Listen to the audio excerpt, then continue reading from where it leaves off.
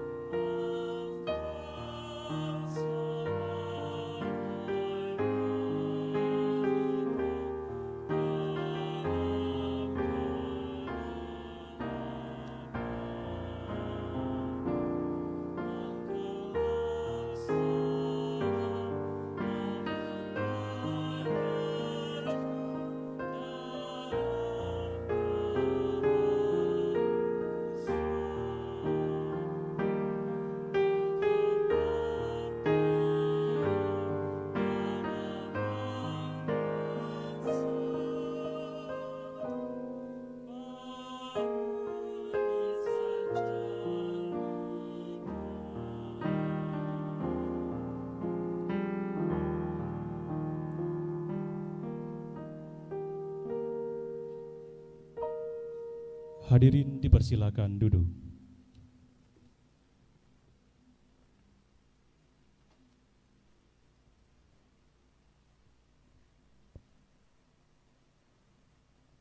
Rapat luar biasa Senat Universitas Lampung dibuka oleh Ketua Senat dengan mengucapkan Bismillahirrahmanirrahim. Rapat luar biasa Senat Universitas Lampung tanggal 7 Oktober 2020 pada acara pengukuhan Profesor Fakultas Hukum Universitas Lampung dibuka dan dinyatakan terbuka untuk umum.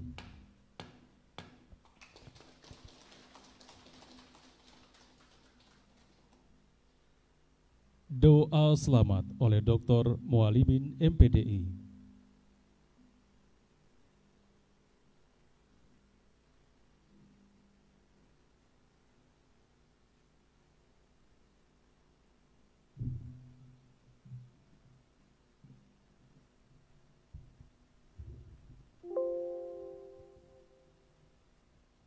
Assalamualaikum warahmatullahi wabarakatuh. Bapak Ibu sekalian, pada pagi hari ini marilah kita bermunajat kepada Allah Subhanahu wa taala. Izinkan saya sebagai agama muslim untuk memimpin doa pada hari ini dengan menurut agama kami, yaitu agama Islam. A'udzubillahi minasyaitonirrajim. Bismillahirrahmanirrahim. Allahumma salli ala Sayyidina Muhammad wa ala ali Sayyidina Muhammad wa sallim radhiyallahu an kulli sahabatina Rasulillah ajma'in walhamdulillahi rabbil alamin. Allahumma hamdan syakirin hamdan na'imin hamdan ni'amahu wa yukafi'u mazidah. Ya Rabbana lakal hamdu kama yanbaghi liwajhikal azimi sultanik. Allahumma ighfir lana ya Allah dzunubana wa liwalidina warhamhuma kama rabbayana shaghira. Allahumma ya Allah ya Rahman ya Rahim. Allahumma nuru wan nur wa bin nur wa faqan nur walin nuris samawati wal ardi wa nurul arsyil mubin. Allahumma nurul ilmi wal ma'rifati Muhammadin sallallahu alaihi wasallam. Al ilmu nurun wan nurullahu la yahdi lil asi. Ya Allah ya Tuhan kami, jadikanlah ilmu kami ilmu yang bermanfaat. Manfaat untuk diri kami, manfaat untuk keluarga kami, bermanfaat untuk masyarakat, dan bermanfaat untuk bangsa dan negara kami. Ya Allah ya Tuhan kami yang maha pengasih lagi maha penyayang, kami tahu ya Allah, Engkaulah yang mengetahui ilmu yang bermanfaat. Maka dari itu ya Allah, ilmu yang kami dapat ya Allah dari karakter yang baik, maka dari itu ya Allah, tancapkanlah ilmu itu di atas akhlak yang mulia. Ya Allah, janganlah Engkau jadikan ilmu kami sebagai ilmu yang mubazir, ilmu yang ada dan tidak ada menjadi sama saja. Ya Allah ya Tuhan kami, karena tidak pandai menggunakan dari ilmu yang kami dapatkan, Allahumma ya Allah ya Tuhan kami, jagalah kami dari ilmu yang berbahaya, ilmu yang menancap ke dalam nafsu kami, angkara dan murka. Dia akan melahirkan malapetaka di mana-mana. Banyak orang yang pintar yang tidak benar sehingga mencari kerusakan bukan kebaikan di mana-mana. Ya Allah ya Tuhan kami, jauhkanlah kami dari ilmu yang berbahaya ini, ilmu yang selalu salah, yang menyalahkan tingkah laku kami. Allahumma ya Allah, jadikanlah ilmu kami alat untuk kebaikan bangsa kami, yang hari ini masih terjadi kemunduran dan keterpurukan di mana-mana. Ya Allah ya Tuhan kami, jadikanlah kami yang berkumpul di sini cukup rezekinya, halal hidupnya, halal lahir batinnya, halal pemikirannya, halal tingkah lakunya, halal harta kami, halal keturunan kami, halal pula perjuangan kami. Allahumma rfa'na wa yassir lana fi amrina washrah lana fi sadrina ya man huwa kaf ha ya ain shad. Allahumma ya Allah, ampunilah dosa-dosa kami, dosa kedua orang tua kami, dosa para pemimpin-pemimpin kami, dosa para pejuang-pejuang bangsa ini ya Allah, dosa para guru-guru kami ya Allah. Balaslah atas jasa-jasa mereka ya Allah, karena kami tidak akan bisa mendapatkan apa yang Engkau berikan tanpa melalui mereka. Allahumma taqabbal ya Allah jami'il hajatana wa du'aana kama taqabbal bidu'a nabiyuka Muhammadin sallallahu alaihi wasallam. Allahumma salli ala sayyidina Muhammadin tibil qulubi wa dawaiha wal afiyatil abdani wa shifaiha wa nuril absari wa diyaiha. Allahumma salli wa sallim alaihi. Allahumma rabbana atina fid dunya hasanah wa fil akhirati hasanah wa qina adzabannar. Alhamdulillahi rabbil alamin. Assalamualaikum warahmatullahi wabarakatuh.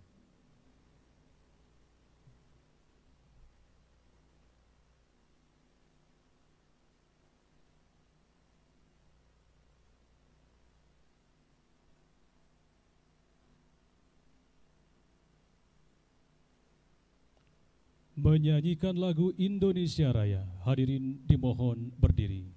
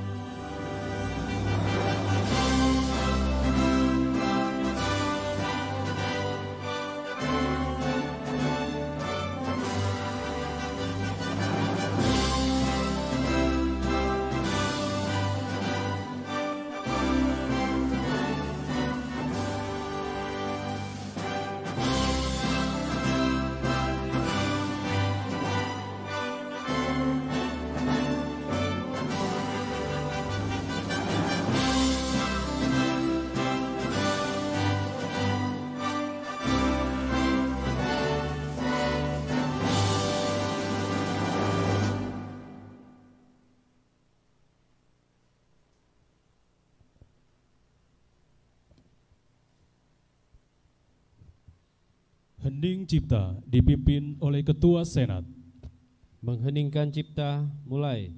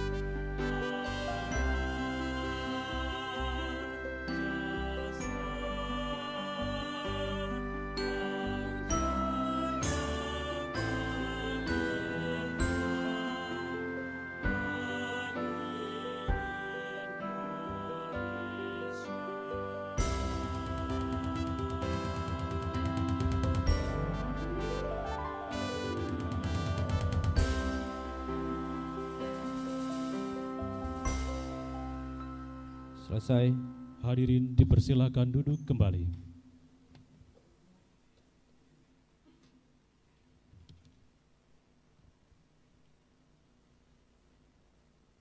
Pembacaan surat keputusan pengangkatan Profesor.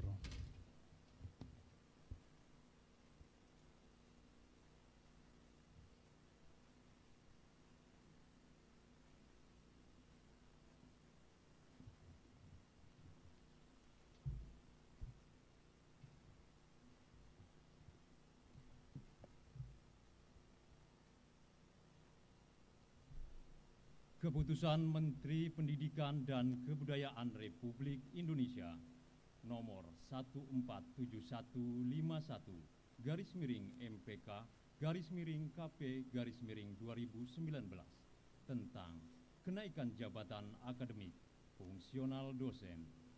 Menteri Pendidikan dan Kebudayaan Republik Indonesia menimbang dan seterusnya, mengingat dan seterusnya, memperhatikan dan seterusnya, menetapkan, memutuskan.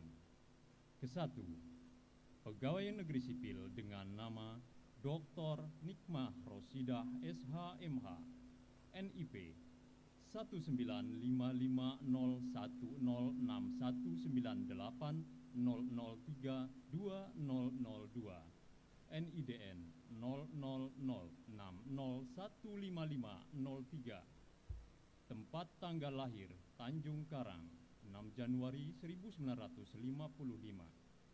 Pendidikan strata 3 pada tahun 2013.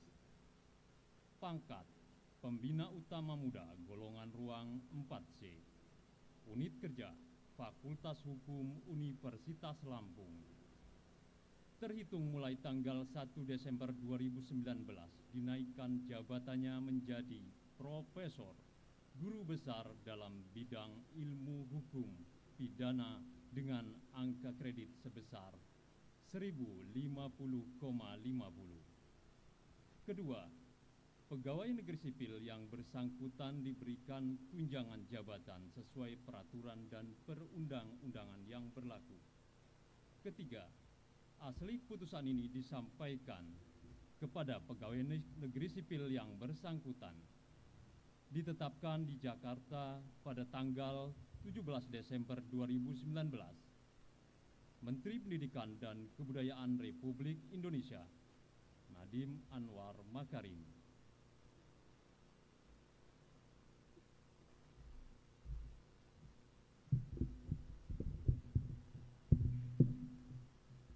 Keputusan Menteri Pendidikan dan Kebudayaan Republik Indonesia nomor 435/MPK/KP/2020 tentang kenaikan jabatan akademik fungsional dosen.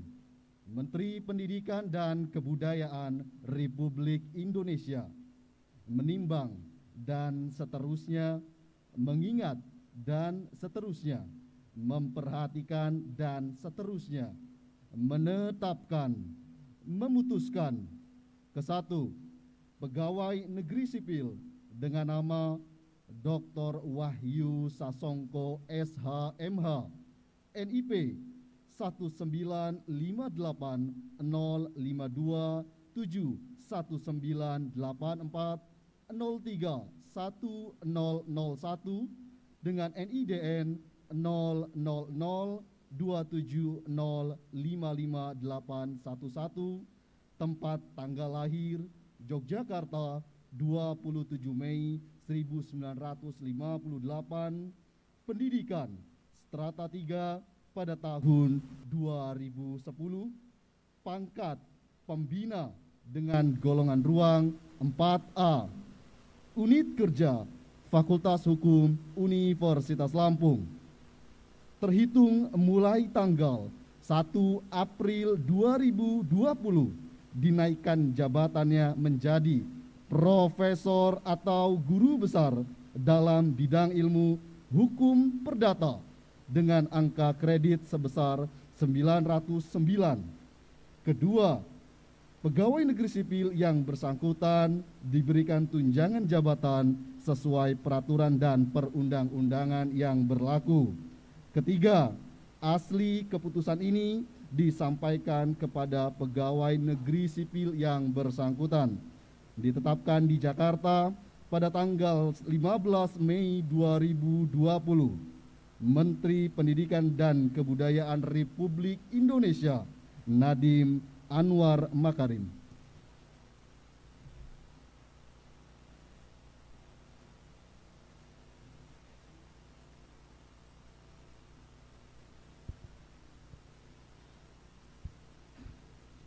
Pembacaan biodata profesor yang dikukuhkan oleh Sekretaris Senat.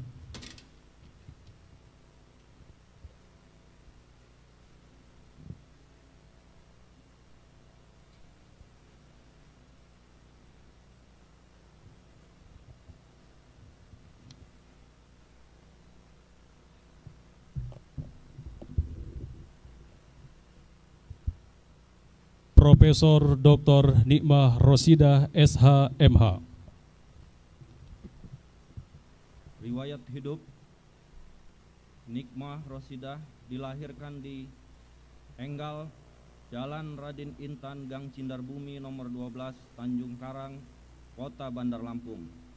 Tepatnya pada tanggal 6 Januari 1955 dari pasangan Daeng Haji M. Husin Thoyib almarhum dan Ibu Hajah Sofiah almarhum. Nikmah Rosidah anak ketujuh dari 7 bersaudara.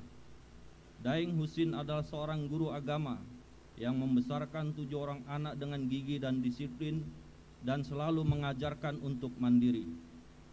Nikmah Rosidah masuk sekolah taman kanak-kanak TK Perwari Jalan Ahmad Yani, Durian Payung, Kota Bandar Lampung.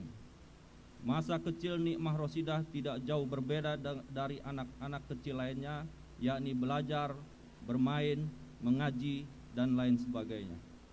Setelah melewati masa sekolah di TK, Nikmah Rosidah melanjutkan ke sekolah dasar SD Negeri 9 Durian Payung yang berlokasi di Jalan Ahmad Yani, sekarang dikenal dengan SD Telor dekat Poltabes. Setiap pergi dan pulang dari sekolah, Nikmah Rosidah berjalan kaki dan tidak pernah diantar oleh orang tua karena jarak sekolah dengan rumah cukup dekat, yakni sekitar 300 meter. Pada tahun 1967, Nikmah Rosidah lulus sekolah dasar dan melanjutkan ke SMPN 1 Rawat Laut, Tanjung Karang. Kemudian pada tahun 1970, Nikmah Rosidah lulus dari SMPN 1 Rawat Laut dan melanjutkan ke SMAN 2 Gotong Royong. Tanjung Karang yang jaraknya pun tidak jauh dari rumah, sekitar 2 km, sehingga tetap berjalan kaki dari rumah ke sekolah.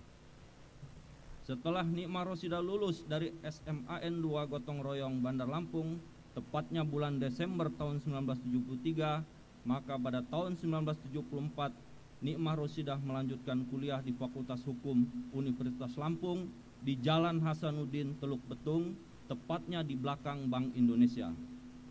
Saat itu kendaraan masih sangat sedikit dan suasana kota Bandar Lampung masih agak sepi. Pada bulan September tahun 1979, Nikmah Rosidah wisuda di Jalan Hasanuddin, Teluk Betung. Saat itu cukup meriah karena Mendikbud Daud Yusuf hadir di Fakultas Hukum Universitas Lampung. Kemudian pada tahun 1980, Nikmah Rosidah menikah dengan pria yang bernama Saifullah Sesunan SHMH. Dari pernikahan tersebut dikaruniai 3 orang anak, 2 laki dan 1 perempuan. Anak pertama bernama Sony Adria Jaya Sesunan SEMM. Anak kedua bernama Dr. Arfan Sahfani Sesunan dan istri Dr. Kamelia, serta anak ketiga Sofina Handayani Sesunan SHMH dan suami Yunus Amreh SHMH. Dari ketiga anak tersebut telah mendapat 5 orang cucu, yakni Danis Basel Sesunan, Ahmad Kenzo Safarat M Safiro Borneo Sesunan, Abdullah Emir Dafa, dan M Rasya Sesunan. Terhitung sejak 1 Maret 1980, Nikmah Rosidah diangkat menjadi dosen bagian hukum pidana Fakultas Hukum Universitas Lampung yang berkantor di Jalan Hasanuddin, Teluk Betung. 2 tahun kemudian, tepatnya tahun 1982, Universitas Lampung pindah ke Jalan Profesor Sumantri Brojonegoro, Gedung Meneng, Kota Bandar Lampung. Dengan pindahnya Universitas Lampung, semua fakultas termasuk Fakultas Hukum pindah ke Jalan Profesor Sumantri Brojonegoro, Gedung Meneng, Bandar Lampung. Tidak lama kemudian, Nikmah Rosidah menjabat sebagai Sekretaris Bagian Pidana selama 2 periode, 1982 sampai 1990. Kemudian dilanjutkan sebagai Ketua Bagian Pidana juga 2 periode, 1990 sampai 1995. Belum selesai menjabat sebagai Ketua Bagian Pidana selama 2 periode, tahun 1995 Nikmah Rosidah ikut tes strata 2 S2 di Universitas Indonesia. Karena Lampung saat itu belum ada S2 dan alhamdulillah diterima. Nikmah Rosidah memilih S2 di Universitas Indonesia karena dekat dengan Provinsi Lampung. Pada saat kuliah S2, anak-anak Nikmah Rosidah bersama suami yang baru beberapa hari operasi batu empedu, jadi pekerjaan suami pun bertambah mengasuh 3 orang anak. Baik sebagai PNS maupun memperhatikan anak-anak. Saat itu anak tertua kelas 3 SMA, yang kedua kelas 3 SMP, dan yang ketiga kelas 6 SD. Walaupun setiap minggu Nikmah Rosidah pulang ke Lampung, Jumat malam naik bus Damri, tetapi waktu itu anak-anak sedikit sekali karena mengumpulkan tugas hari. Damri, tepatnya waktu untuk anak-anak sedikit sekali karena mengumpulkan tugas hari Seninnya. Tidak terasa waktu berlalu. Pada tahun 1998, Nikmah Rosidah menyelesaikan pendidikan S2 dan pulang ke Lampung. Pada tahun 1999, Nikmah Rosidah menjabat sebagai Wakil Dekan 1 selama 2 periode, 1999 sampai 2008. Pada tahun yang bersamaan, Fakultas Hukum Universitas Lampung melakukan MOU dengan Universitas Diponegoro untuk perkuliahan strata 3 atau S3. Pada saat itu, Nikmah Rosidah menanyakan kepada Pak Rektor terkait MOU tersebut, kemudian Profesor Muhajir dan Profesor Tirja Hanum menyarankan Nikmah Rosidah kuliah di strata 3. Kemudian Nikmah Rosidah menjawab bahwa usianya sudah 54 tahun, tetapi mereka tetap menyarankan harus kuliah. Selanjutnya pada bulan September tahun 2008, Nikmah Rosidah diterima sebagai mahasiswa program Dr. S3 Ilmu Hukum kerjasama Fakultas Hukum Universitas Lampung dengan Fakultas Hukum Universitas Diponegoro Semarang. Kemudian suaminya operasi jantung bypass di Rumah Sakit Harapan Kita Jakarta. Kemudian Nikmah Rosidah mengajukan izin kepada Profesor Esmi Warasi selaku Ketua Program Fakultas Hukum Universitas Diponegoro, dan beliau juga mengatakan paman saya juga pernah operasi jantung bypass, sampai sekarang alhamdulillah sehat. Hal ini membuat Nikmah Rosidah sangat terhibur. Sebulan kemudian suaminya ditugaskan menjadi pejabat Bupati Tulang Bawang Barat dalam rangka pemekaran otonomi daerah. Karena sibuk mendampingi suami, Nikmah Rosidah mengambil cuti selama 2 semester dan melanjutkan kuliah pada tahun 2010. Alhamdulillah, pada 1 Maret tahun 2013, Nikmah Rosidah menyelesaikan studi S3-nya dan di bulan Maret itu juga diwisuda. Selama 40 tahun mengabdi menjadi dosen FH Unila, Nikmah Rosidah telah mendapat 3 kehormatan dari Presiden, yakni Satya Lencana Karya Satya 10 tahun berdasarkan Kepres nomor 39/TK/1990 tanggal 10 Agustus. Satya Lencana Karya Satya 20 tahun berdasarkan Kepres nomor 018/TK/2005 tanggal 2 April 2005, dan Satya Lencana Karya Satya 30 tahun berdasarkan Kepres nomor 17/TK/2014 tanggal 22 April 2014. Sejak 1 Desember tahun 2019 yang lalu, Allah SWT telah meridhoi Nikmah Rosidah untuk mendapatkan gelar tertinggi akademiknya sebagai Guru Besar Fakultas Hukum Universitas Lampung. Gelar tersebut tidak luput dari dukungan suami, teman-teman, anak dan anak mantu, cucu dan keluarga besar yang senantiasa mendoakan dan memotivasi dan selalu menyemangati perjalanan akademisnya. Demikianlah perjalanan hidup Nikmah Rosidah. Semoga bermanfaat bagi mahasiswa yang sedang menempuh studi baik di tingkat sarjana, magister maupun di tingkat doktor. Biodata Profesor Dr. Wahyu Sasongko SH MHum. Riwayat hidup Wahyu Sasongko. Wahyu Sasongko dilahirkan di Yogyakarta pada tanggal 27 Mei 1958 dari pasangan Bapak Dr. Andes Widarso almarhum dan Ibu Siti Rahmani SH. Wahyu Sasongko anak kelima dari 9 bersaudara. 1 tahun kemudian harus pindah ke Jakarta mengikuti orang tua. Pada tahun 1964 masuk sekolah dasar di SD Yapenka Cipete, Jakarta Selatan. Setelah lulus pendidikan sekolah dasar pada tahun 1970, orang tua pindah kembali ke Yogyakarta dan melanjutkan pendidikan di SMPN 8 Yogyakarta.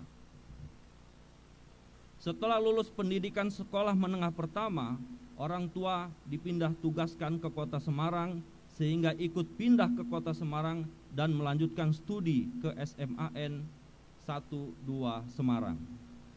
Setelah lulus pendidikan menengah atas pada tahun 1976, Wahyu Sasongko melanjutkan studi di Fakultas Hukum Universitas Diponegoro Semarang sampai tahap sarjana muda.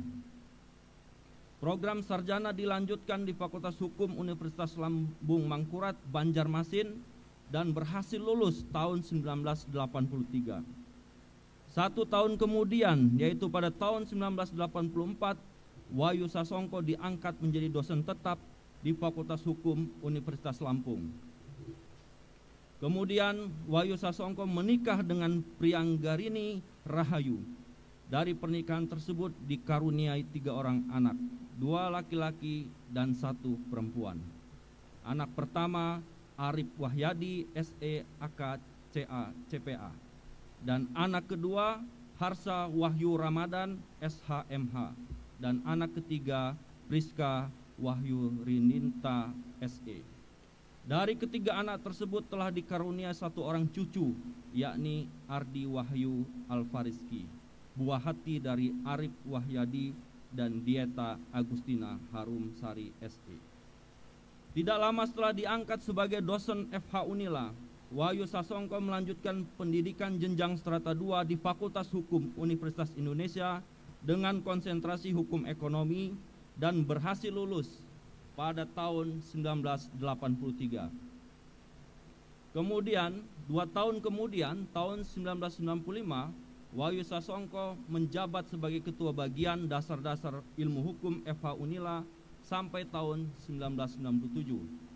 Kemudian diserahi tugas menjadi Ketua Pusat Studi Kepariwisataan Unila dari tahun 1997 sampai dengan 1999. Pada tahun 2000, Wahyu Sasongko mengikuti pendidikan khusus tentang Intellectual Property Right atau hak kekayaan intelektual di University of Technology Sydney, Australia. Dengan berbekal pendidikan HKI yang telah diperoleh, Wahyu Sasongko kemudian dipercaya untuk membentuk dan menjabat sebagai Kepala Sentra Haki Unila pada tahun 2002 sampai 2005. Dan untuk pertama kalinya, Unila memperoleh paten di bidang teknologi elektro oleh dosen Fakultas Teknik Unila, Pak Ageng Satnowo. Pada tahun 2005 sampai dengan tahun 2010, Wahyu Sasongko menempuh pendidikan doktor ilmu hukum di Universitas Indonesia, khususnya tentang perlindungan indikasi geografis di Indonesia sebagai cabang dari hak kekayaan intelektual. Setelah rampung dari studi S3, Wahyu Sasongko menjabat sebagai Ketua Bagian Hukum Keperdataan Unila. Saat ini Wahyu Sasongko menjabat sebagai Ketua Program Studi Magister Ilmu Hukum Unila. Sebagai akademisi, Wahyu Sasongko juga aktif mengamati perubahan sosial politik ekonomi sebelum dan setelah reformasi bergulir.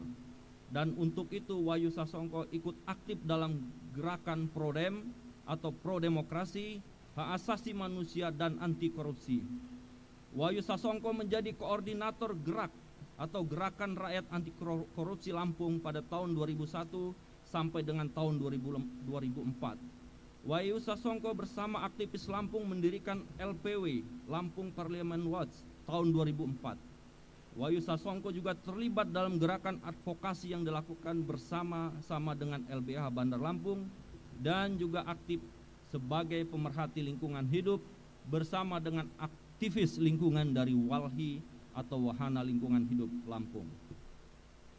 Wahyu Sasongko juga aktif dalam praktik hukum, yaitu menjadi anggota tim mediasi penyelesaian konflik pertanahan atau tim 13 Provinsi Lampung pada tahun 2002. Menjadi konsultan hukum DPRD Kota Bandar Lampung tahun 2003 dan sebagai tenaga ahli pemerintah Provinsi Lampung tahun 2008. Ketua Majelis Hukum dan Hak Asasi Manusia Pimpinan Wilayah Muhammadiyah Provinsi Lampung tahun 2010. Terlibat dalam seleksi Bawaslu dan KPU Provinsi Lampung, anggota Majelis Pengawas Wilayah MPW Notaris Provinsi Lampung tahun 2012, tenaga ahli DPRD dan Bapemperda DPRD Provinsi Lampung tahun 2017. Menjadi tim pemeriksa daerah Dewan Kehormatan Penyelenggara Pemilu.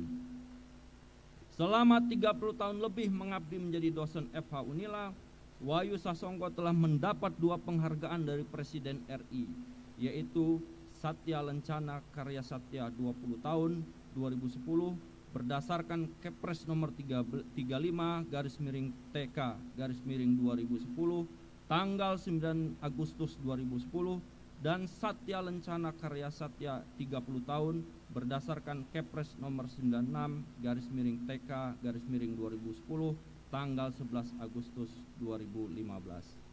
Sejak bulan April tahun 2020 yang lalu, Wahyu Sasongko memperoleh jabatan tertinggi sebagai profesor atau guru besar Fakultas Hukum Universitas Lampung.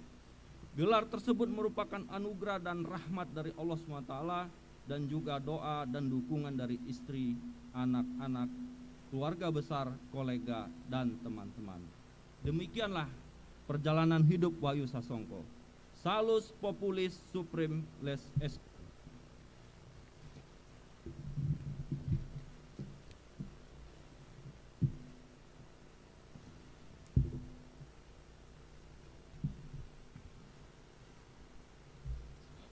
Hadirin undangan yang kami hormati, demikian pembacaan biodata profesor yang dikukuhkan.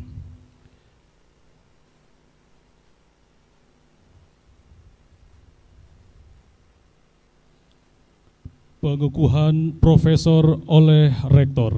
Hadirin dimohon berdiri. Bismillahirrahmanirrahim. Dengan rahmat Tuhan yang Maha Kuasa, saya Rektor Universitas Lampung dengan hak dan kewajiban sesuai dengan peraturan perundang-undangan yang berlaku. Dengan ini mengukuhkan 1. Dr. Nikmah Rosidah SHMH sebagai Profesor Bidang Ilmu Hukum Pidana Fakultas Hukum Universitas Lampung. 2. Dr. Wahyu Sasongko SHMHum sebagai Profesor Bidang Ilmu Hukum Perdata Fakultas Hukum Universitas Lampung. Semoga Tuhan yang Maha Pengasih melimpahkan taufik dan hidayahnya kepada saudara agar dapat mengabdikan diri pada nusa, bangsa, dan negara. Dilanjutkan dengan pengalungan Gordon kepada profesor yang dikukuhkan. Kami persilakan maju ke depan kepada profesor yang dikukuhkan.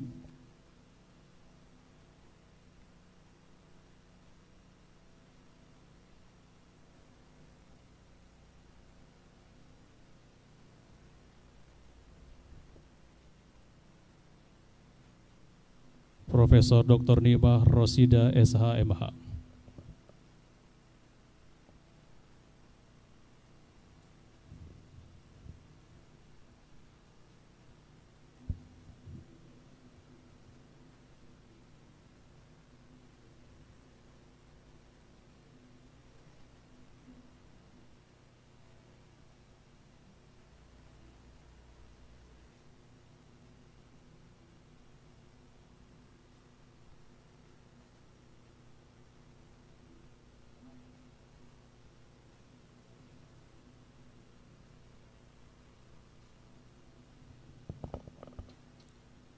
Selanjutnya Profesor Dr. Wahyu Sasongko SHMHum.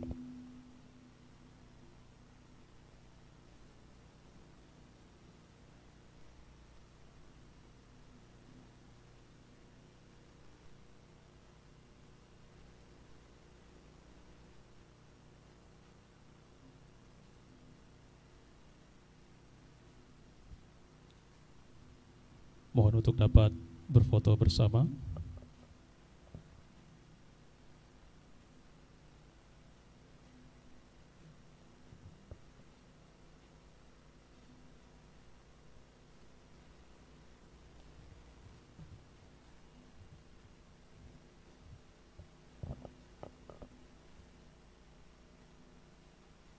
Ya, cukup. Hadirin mohon tepuk tangan untuk pengukuhan profesor pada kesempatan pagi hari ini.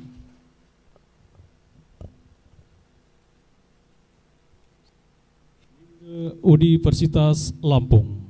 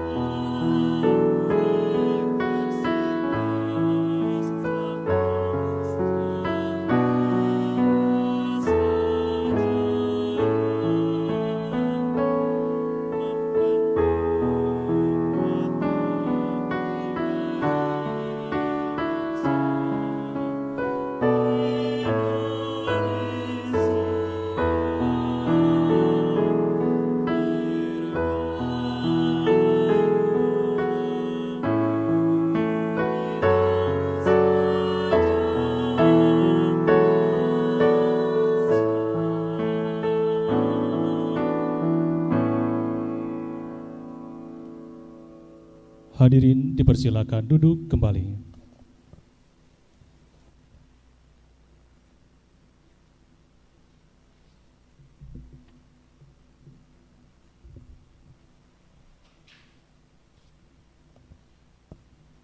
Orasi ilmiah oleh profesor yang dikukuhkan, Profesor Dr. Niwah Rosida SHMH, dipersilakan.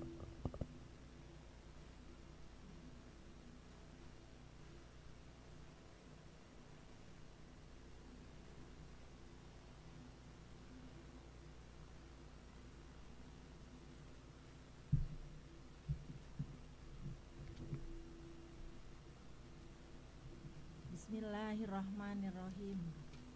Assalamualaikum warahmatullahi wabarakatuh. Selamat siang dan salam sejahtera untuk kita semua. Tabi pun.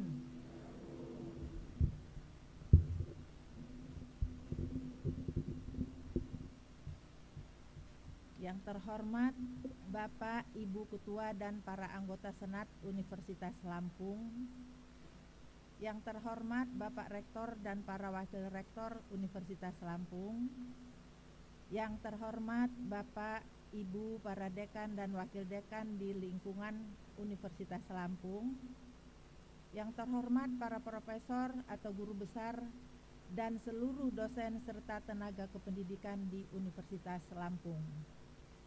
Yang terhormat Bapak Gubernur Lampung atau yang mewakili. Yang terhormat Bapak Wali Kota Bandar Lampung atau yang mewakili. Yang terhormat Kapolda Lampung atau yang mewakili. Yang terhormat Kepala Kejaksaan Tinggi Lampung atau yang mewakili. Yang terhormat Kepala Pengadilan Tinggi Lampung atau yang mewakili. Anggota yang terhormat Ketua DPRD Lampung. Yang terhormat para alumni dan para mahasiswa program sarjana S1, magister, S2, dan doktor S3 Fakultas Hukum Universitas Lampung. Yang terhormat ibu-ibu pengurus Dharma Wanita Persatuan Universitas Lampung. Yang terhormat para hadirin dan tamu undangan yang telah berkenan hadir pada acara ini. Sebenarnya saya akan membacakan pidato ini secara utuh, tapi karena sikon tidak memungkinkan, oleh sebab itu pidatonya saya singkat saja. Puji syukur saya panjatkan kehadirat Allah Subhanahu wa Ta'ala atas hidayah, taufik, dan seizinnya, sehingga saya dapat menyampaikan pidato pengukuhan Profesor Guru Besar di bidang hukum pidana dalam sidang terbuka Senat Universitas Lampung. Salawat dan salam semoga tercurahkan kepada baginda Nabi besar Muhammad Sallallahu Alaihi Wasallam. Semoga kita mendapat syafaatnya di hari akhir nanti. Amin ya Rabbal Alamin. Ketua Senat beserta jajaran dan hadirin yang saya hormati. Permasalahan terkait anak nakal atau delinquents merupakan persoalan yang cukup kompleks dalam penanggulangannya. Existing delinkuensi anak dari waktu ke waktu terus meningkat, baik secara kuantitas maupun secara kualitas. Peningkatan itu dapat dilihat dari jumlah anak yang terlibat dalam kejahatan, misalnya kejahatan narkoba, perkelahian, pelajar, pencurian, dan kejahatan-kejahatan lainnya. Anak sebagai pelaku tindak pidana disebut dengan anak delinquen atau dalam hukum pidana dikatakan sebagai juvenile delinquency. Menurut Undang-Undang Nomor 35 Tahun 2014 tentang perlindungan anak, yang dimaksud dengan anak adalah usia di bawah 18 tahun, termasuk masih dalam kandungan. Komisi Perlindungan Anak Indonesia atau KPAI mencatat sejak tahun 2011 hingga 2019 KPAI menerima laporan kasus anak yang berhadapan dengan hukum sebanyak 11.492 kasus. Di Provinsi Lampung sendiri merupakan salah satu daerah dengan tingkat kekerasan anak yang cukup tinggi. Pada tahun 2019 tercatat 75 orang atau 24,27% anak pelaku kekerasan. Sedangkan kekerasan yang dialami anak di Provinsi Lampung sendiri didominasi oleh kekerasan seksual. Sistem peradilan pidana anak sendiri sebenarnya sudah baik. Namun buruknya sebuah sistem tetaplah kembali kepada kemauan dan kemampuan para pelaksananya untuk mengutamakan perlindungan serta memberikan yang terbaik kepada anak yang berhadapan dengan hukum dengan prinsip the best interest of the children. Namun tidak dapat dipungkiri bahwa peradilan anak juga belum dapat memberikan tujuan yang sebenarnya seperti yang diharapkan, baik untuk kesejahteraan anak atau untuk melindungi kepentingan anak. Dalam prakteknya cenderung membekaskan atau stigma atas diri anak tersebut. Proses stigmatisasi ini berlangsung di tingkat penyidikan, penuntutan, persidangan hingga di tempat pembinaan. Ketua Senat, Rektor beserta jajaran dan hadirin yang saya hormati. Lahirnya Undang-Undang Nomor 11 Tahun 2012 tentang Sistem Peradilan Pidana Anak memberi warna yang berbeda terkait dengan perlindungan hukum terhadap anak di Indonesia. Undang-Undang Nomor 11 Tahun 2012 tentang Sistem Peradilan Pidana Anak ini menghadirkan restoratif justice yang bertujuan untuk memberikan perlindungan terhadap pelaku kejahatan, korban, serta masyarakat. Restoratif justice merupakan proses diversi yang bertujuan untuk pemulihan, bukan untuk pembalasan. Namun sistem retributif masih sangat kental digunakan oleh aparat penegak hukum. Melihat kenyataan yang ada, penyelesaian kasus yang dilakukan oleh anak masih sama penyelesaiannya dengan orang dewasa, yaitu melalui proses peradilan.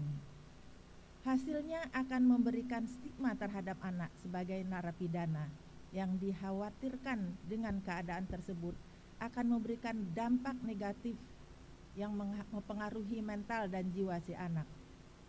Dalam menangani kasus anak yang berkonflik dengan hukum, senantiasa harus memperhatikan kondisi anak yang berbeda dari orang dewasa. Sifat dasar anak sebagai pribadi yang masih labil, masa depan anak sebagai aset bangsa, dan kedudukan anak di masyarakat yang masih membutuhkan perlindungan dapat dijadikan dasar untuk mencari sesuatu solusi alternatif bagaimana menghindarkan anak dari suatu sistem peradilan pidana yang formal. Menempatkan anak dalam penjara dan stigmatisasi terhadap kedudukan anak sebagai narapidana. Solusinya adalah restoratif justice. Diversi merupakan konsep baru dalam sistem peradilan pidana anak yang dianggap menjiwai nilai-nilai keadilan restoratif. Namun yang harus menjadi pemikiran kita bersama ialah sistem peradilan pidana anak dengan konsep diversi saat ini belum seutuhnya mengakomodir kepentingan terbaik bagi anak. Sehingga muncul suatu pemikiran bahwa sistem peradilan pidana anak saat ini belum berhasil dalam memberikan keadilan.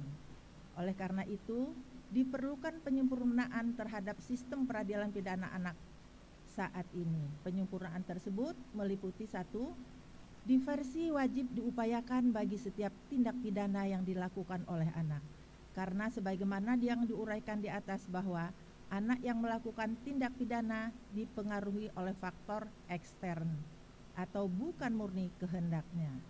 Anak pelaku tindak pidana sekaligus korban dari tindak pidana itu sendiri. Namun untuk kelancaran diversi dalam proses peradilan anak tergantung dari kesungguhan para penegak hukum dari tingkat penyidikan, penuntutan, dan peradilan. Selanjutnya, diversi yang menjiwai restoratif justice akan berhasil apabila ada kepedulian dari orang tua serta masyarakat Indonesia. 2. Sekalipun anak dijatuhi pidana, pemidanaan terhadap anak harus mengedepankan kepentingan terbaik bagi anak. Dalam hal ini lebih mengedepankan pembinaan atau treatment terhadap anak. Ketua Senat, Rektor beserta jajaran dan hadirin yang saya hormati. Pada bagian akhir pidato pengukuhan ini, saya ingin menyampaikan ucapan terima kasih kepada beberapa pihak karena saya sangat menyadari bahwa dalam perjalanan panjang karir saya sampai seperti sekarang ini tidak terlepas dari bantuan banyak pihak dan teman-teman di lingkungan Fakultas Hukum Universitas Lampung maupun di luar Universitas Lampung. Namun mengingat terbatasnya waktu, rasanya tidak mungkin dapat saya sebutkan satu persatu. Oleh karenanya, maafkan saya sekiranya ucapan terima kasih ini hanya saya tujukan pada pihak tertentu saja. Pertama, ucapan terima kasih saya sampaikan kepada Bapak Rektor dan Ketua Senat beserta seluruh anggota Dewan Guru Besar yang telah menyetujui dan memproses pengajuan judul sebagai guru besar. Ucapan terima kasih secara khusus saya sampaikan kepada Bapak Profesor Dr. Maroni SHM Hum, di mana beliau secara tulus memberikan dukungan moral agar saya tetap berjuang dan tidak berputus asa, walaupun waktu yang tersedia sangat terbatas. Selanjutnya secara khusus saya ucapkan terima kasih kepada suami tercinta, anak-anakku, anak mantuku dan cucu-cucuku tersayang yang telah memberikan dukungan dan menjadi motivasi bagi saya untuk melewati berbagai rintangan sehingga saya sampai pada jabatan akademik yang tertinggi. Hadirin yang saya hormati, penerimaan gelar guru besar ini merupakan anugerah yang luar biasa bagi saya. Beberapa waktu yang lalu saya telah mengajukan usulan pensiun terhitung 6 Januari 2020. Tetapi pada bulan Oktober 2019, jurnal internasional saya terbit yang merupakan salah satu syarat pengajuan jabatan guru besar. Namun alhamdulillah rencana Allah Subhanahu wa taala untuk saya ternyata menjadi indah dan mudah pada waktunya. Saya ucapkan syukur ya Allah, dan semoga ini semua menjadi motivasi bagi junior-junior saya yang saat ini masih berjuang memperoleh jabatan guru besar. Terakhir kepada hadirin, saya ucapkan terima kasih atas perhatiannya. Semoga Allah Subhanahu wa taala yang Maha Pengasih dan Maha Penyayang senantiasa melimpahkan taufik dan hidayahnya kepada kita semua. Amin ya robbal alamin. Wabillahi taufiq wal hidayah. Wassalamualaikum warahmatullahi wabarakatuh. Waalaikumsalam warahmatullahi wabarakatuh.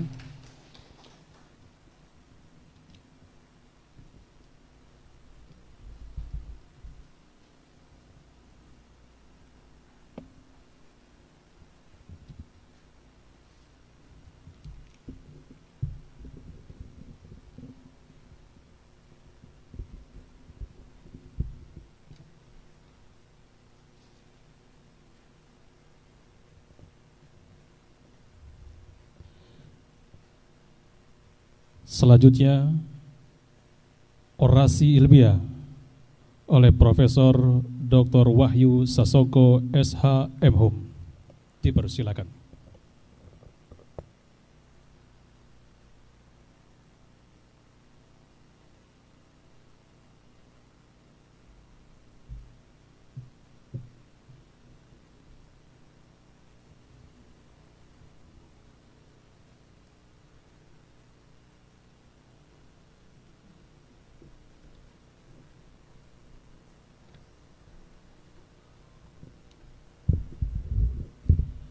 Bismillahirrahmanirrahim.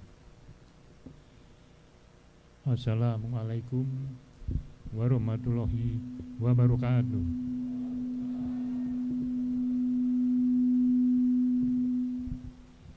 Yang terhormat Bapak Rektor Universitas Lampung, Bapak-bapak dan Ibu anggota Senat Unila, Bapak Gubernur Provinsi Lampung atau yang mewakili, Bapak Ketua DPRD Provinsi Lampung, Bapak Ketua Pengadilan Tinggi Lampung atau yang mewakili, Bapak Kepala Kejaksaan Tinggi Lampung atau yang mewakili, Bapak Kepala Kepolisian Daerah Lampung atau yang mewakili dari Kepala SPN, Bapak Kepala Kantor Wilayah Hukum dan HAM Provinsi Lampung atau yang mewakili, Bapak Wali Kota Bandar Lampung atau yang mewakili, Bapak-bapak dan ibu-ibu pimpinan universitas dan fakultas di lingkungan Unila, para undangan dan hadirin sekalian. Mari kita panjatkan puji dan syukur kehadirat Allah Subhanahu wa Ta'ala. Berkat kasih dan sayangnya, kita dapat hadir dalam acara ini, meskipun sedang berada dalam suasana keprihatinan akibat pandemik COVID-19. Namun kita masih diberi kesempatan untuk menyelenggarakan acara pengukuhan ini secara sederhana. Dan untuk itu, saya mengucapkan terima kasih kepada Bapak Rektor dan Senat Unila yang telah menyelenggarakan acara ini, dan juga kepada para hadirin sekalian yang berkenan menghadiri dan mendengarkan pidato pengukuhan ini. Hadirin yang terhormat, pada kesempatan ini saya menyampaikan pidato mengenai hak kekayaan intelektual atau HAKI. Bidang hukum ini merupakan cabang hukum perdata yang sengaja dipilih karena kekayaan intelektual sekarang telah menjadi isu global. Kekayaan intelektual menurut Stiglitz telah menjadi salah satu isu utama dari masyarakat global. Globalisasi adalah salah satu masalah penting saat ini, dan kekayaan intelektual merupakan aspek terpenting dalam globalisasi. Bahkan Christopher May mengatakan, saat ini tidak ada orang yang menulis tentang sistem global dan ekonomi politik yang dapat mengabaikan hak kekayaan intelektual. Dalam pandangan Stiglitz, dunia saat ini bergerak menuju ekonomi pengetahuan, knowledge economy. Demikian pula Stewart, editor majalah Fortune. Menurutnya, pengetahuan merupakan modal intelektual. Pengetahuan apabila dikemas demikian rupa dapat menjadi informasi yang bernilai ekonomi, sehingga layak menjadi komoditas bisnis. Hal ini menyadarkan kepada kita bahwa bangsa-bangsa yang mampu secara terus-menerus dan berkelanjutan melakukan riset dan pengembangan untuk memperoleh pengetahuan dan informasi yang terbaru, maka mereka akan menjadi bangsa yang maju. Informasi esensinya adalah karya intelektual. Maksudnya yaitu karya yang didasarkan pada kekuatan penalaran. Tidak setiap orang dapat mengolah informasi dengan baik. Hanya mereka yang berakal sehat dan berdaya nalar yang mampu mengolah dan memproduksi informasi. Apabila ingin terjun dalam ekonomi dunia, saat ini kita harus memiliki daya intelektual dan mampu secara kreatif dan inovatif untuk mengelola dan mengembangkan informasi. Informasi beragam jenis dan bentuknya. Satu di antaranya adalah berupa karya-karya intelektual, seperti karya cipta, paten, dan merek. Menurut Colston, kekayaan intelektual adalah semua hal yang berkenaan dengan hasil kreativitas manusia, yang dibentuk oleh ide-ide baru yang dihasilkan oleh manusia. Sedangkan Cornish dan Llewellyn mengartikan kekayaan intelektual sebagai aplikasi ide-ide dan informasi yang bernilai komersial. Dalam konteks ini, WIPO atau World Intellectual Property Organization mengartikan kekayaan intelektual sebagai hak-hak hukum yang dihasilkan dari kegiatan intelektual pada bidang-bidang industri, teknologi, ilmu pengetahuan, sastra, dan seni. Mantan Dirjen WIPO, Kamil Idris, pernah mengatakan bahwa kekayaan intelektual merupakan alat untuk mendorong pertumbuhan ekonomi. Kekayaan intelektual awalnya bermanfaat untuk kesejahteraan dan kemaslahatan bersama. Namun, dalam perkembangannya dimanfaatkan untuk kepentingan yang berorientasi pada penumpukan kekayaan bagi kelompok atau korporasi tertentu, sehingga menimbulkan persaingan bisnis yang unfair. Bahkan muncul perang dagang antara Amerika Serikat dan China yang dipicu oleh sengketa haki, yaitu beredarnya barang-barang palsu, counterfeit goods. Perkembangan ilmu pengetahuan dan teknologi diawali dengan penelitian dan penemuan yang meletakkan dasar. Ketika Gutenberg di Jerman tahun 1440 menemukan mesin cetak modern, telah mendorong perkembangan percetakan buku-buku ilmiah dan sastra di Eropa. Di Inggris, untuk pertama kali buku dicetak tahun 1476. Hal ini mendorong tumbuhnya perusahaan percetakan, sehingga perusahaan percetakan diberi hak untuk memperbanyak, yang kemudian dikenal dengan copyright. Hadirin yang terhormat, suatu invensi baru di bidang teknologi dapat diberikan paten. Hal ini tidak hanya mendorong pembangunan ekonomi, tapi juga keunggulan teknologi, sehingga timbul persaingan bisnis. Persaingan bisnis di bidang teknologi informasi misalnya, antara produk smartphone dari Amerika dan Korea, antara merek Apple dan Samsung. Terjadi sengketa di pengadilan karena invensi teknologi Apple digunakan oleh Samsung tanpa izin. Meskipun Samsung dihukum membayar denda hingga jutaan dolar kepada Apple, namun tak kunjung jera. Mungkin karena keuntungan dari hasil penjualan smartphone model terbarunya masih lebih mahal, lebih besar daripada membayar dendanya. Demikianlah bisnis as usual. Dewasa ini Huawei, merek smartphone buatan Cina, sedang mengembangkan teknologi 5G yang diperkirakan dapat memenangkan persaingan. Invensi di bidang teknologi farmasi pun mengalami persaingan.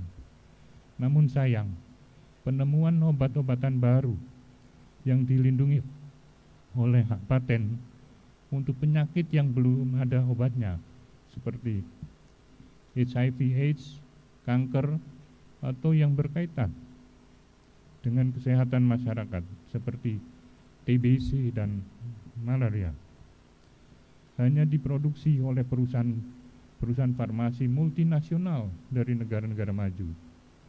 Akibatnya, negara berkembang sulit memperolehnya. Padahal penyebarannya begitu masif.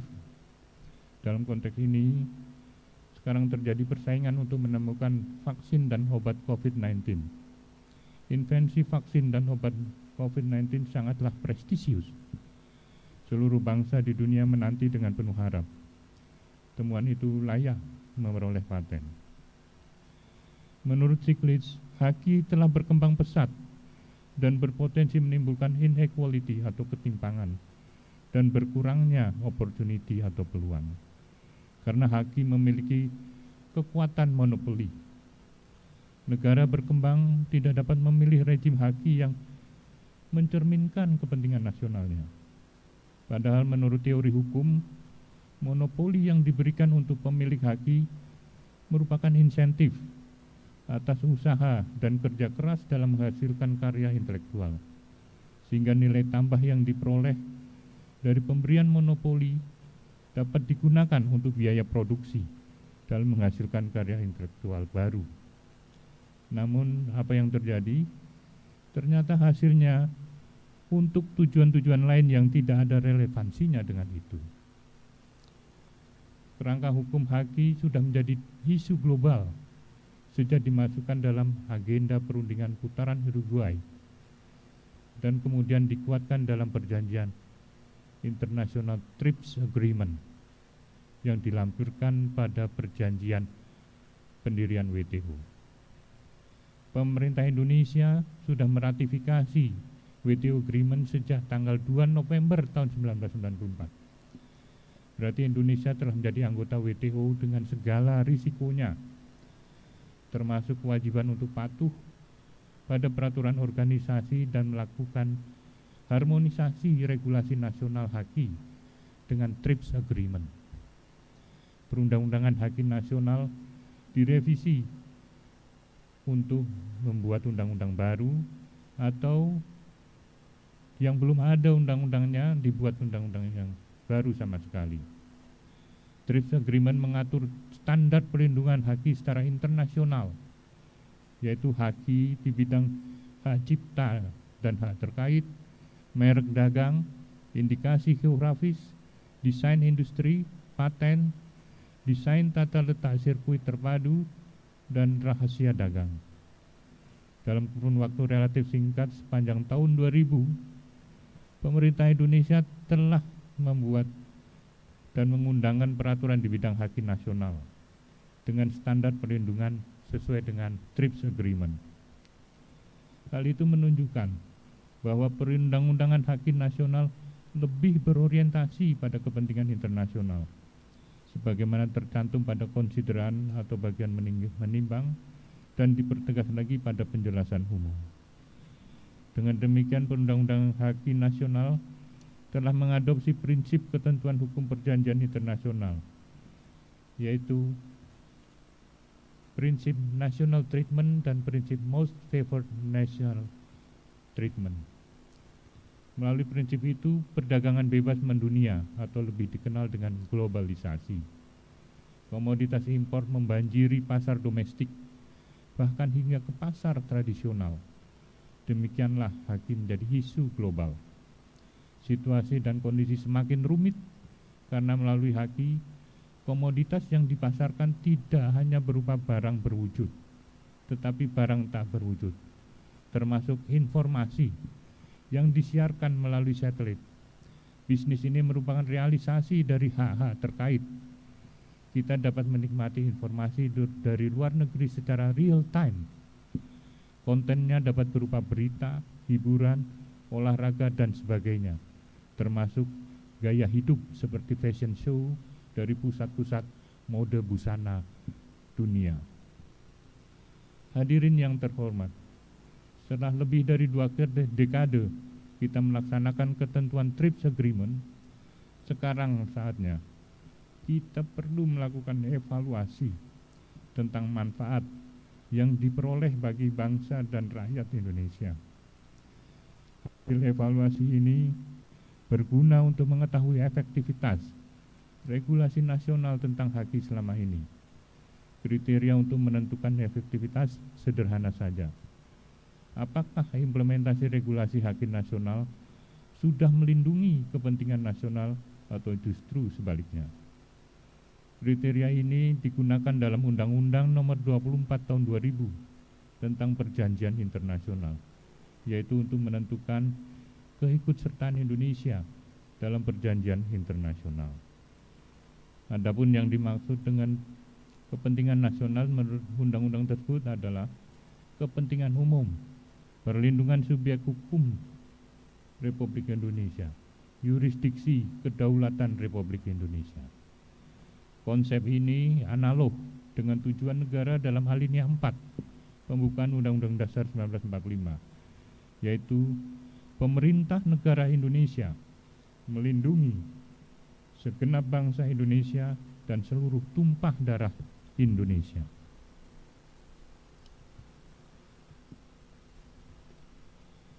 Bagi Indonesia, kedudukan kepentingan publik atau kepentingan nasional berada pada suprastruktur. Dalam hal ini, kepentingan nasional berada di atas kepentingan sosial dan kepentingan individu untuk mengayomi atau melindunginya, bukan untuk meniadakan. Negara, CQ pemerintah RI berkewajiban mewujudkan dan memperjuangkan kepentingan nasional. Perundang-undangan hakim nasional harus mengakomodasi kepentingan nasional agar berlaku efektif, yaitu melindungi kepentingan bangsa dan rakyat Indonesia yang menjadi sasaran peraturan itu. Apabila peraturan kepentingan rakyat diakomodasi, maka akan dengan sukarela rakyat akan patuh. Perilaku masyarakat merupakan respons terhadap peraturan yang berlaku. Sebaliknya, apabila kepentingan masyarakat tidak diakomodasi, maka peraturan itu bukan hanya tidak efektif, bahkan kontraproduktif, karena masyarakat enggan mematuhinya. Dengan demikian, perundang-undangan hakim nasional perlu diuji kembali. Dengan perkataan lain, perlu ada reorientasi hakim nasional atau peninjauan untuk menentukan sikap, arah, tempat yang tepat dan benar. Reorientasi terhadap perundang-undangan hakim nasional dilakukan untuk menentukan sikap yang berkenaan dengan perlindungan kepentingan nasional. Hadirin yang terhormat, sampailah saya pada bagian akhir pidato pengukuhan ini. Pada kesempatan yang berbahagia ini, saya ingin mengaturkan terima kasih yang tak terhingga kepada ayah saya,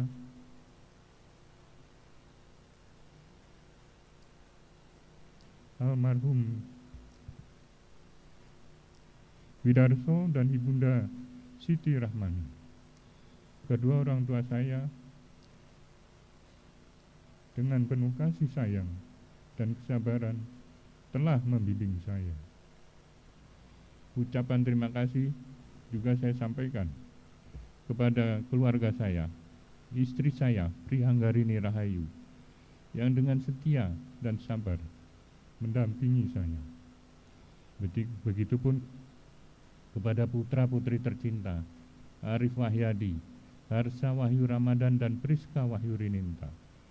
Semoga mereka dapat mengambil hikmah dan pelajaran dari pencapaian karir ini.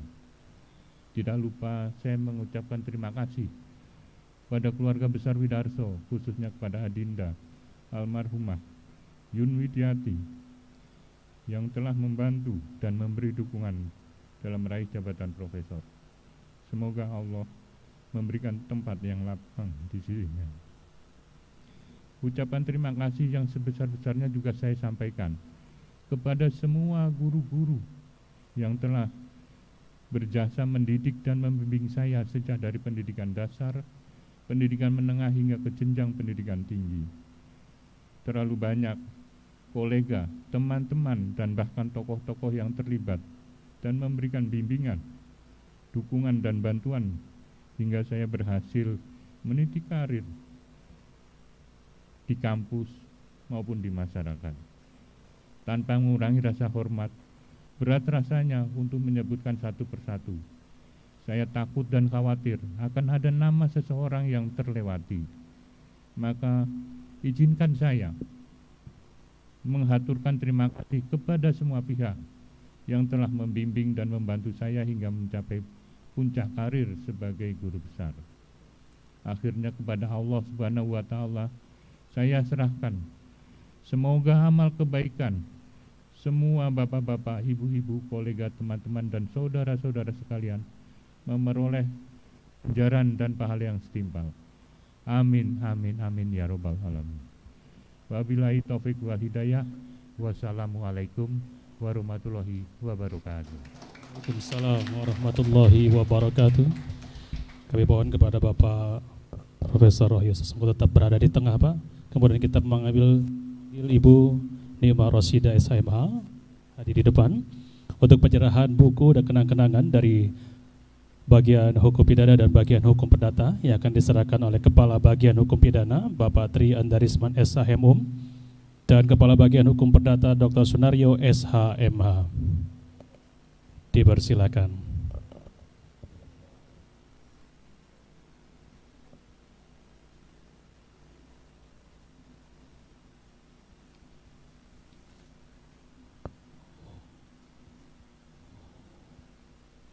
Kepala Bagian Hukum Pidana Bapak Triandaris Manesa, kepada Ibu, silakan. Hadirin mohon tepuk tangan.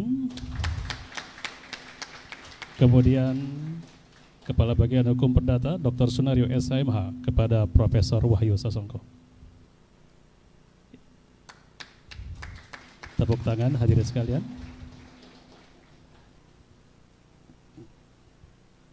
Ya, terima kasih, kami persilakan kembali ke tempat. Kepada Profesor kami persilakan kembali ke tempat.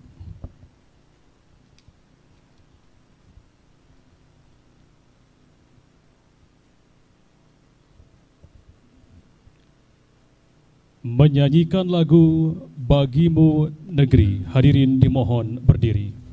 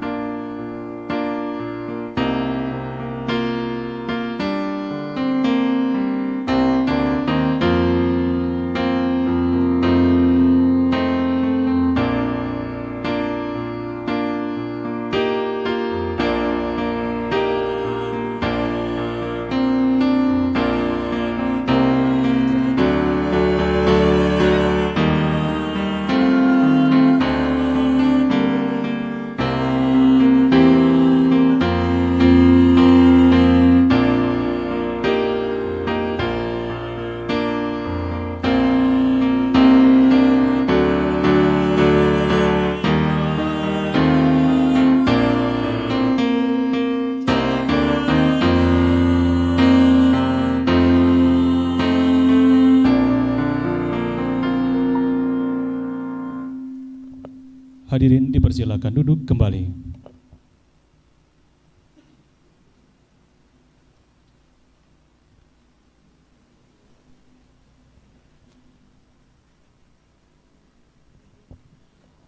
Rapat luar biasa Senat Universitas Lampung ditutup oleh Ketua Senat. Dengan mengucapkan Alhamdulillahirabbil alamin, rapat luar biasa Senat Universitas Lampung tanggal 7 Oktober 2020 dengan resmi ditutup.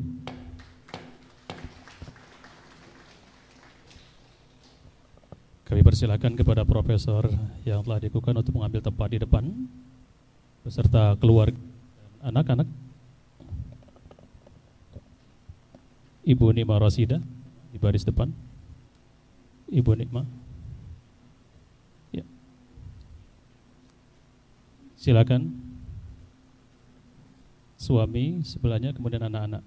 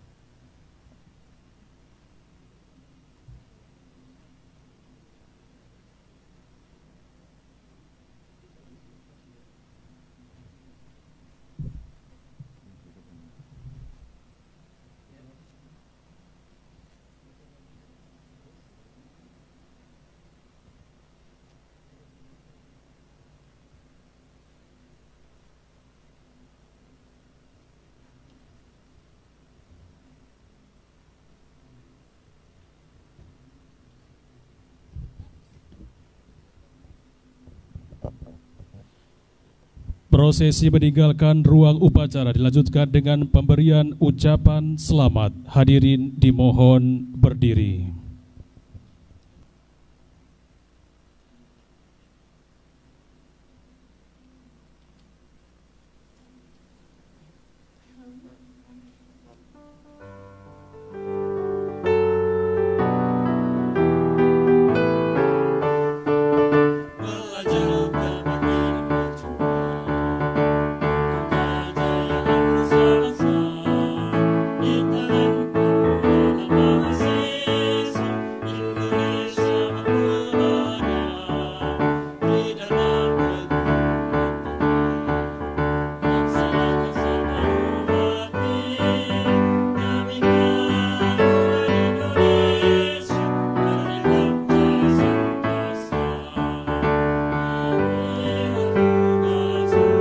Dilanjutkan oleh tamu undangan yang hadir untuk memberikan ucapan selamat kepada profesor yang dikukuhkan.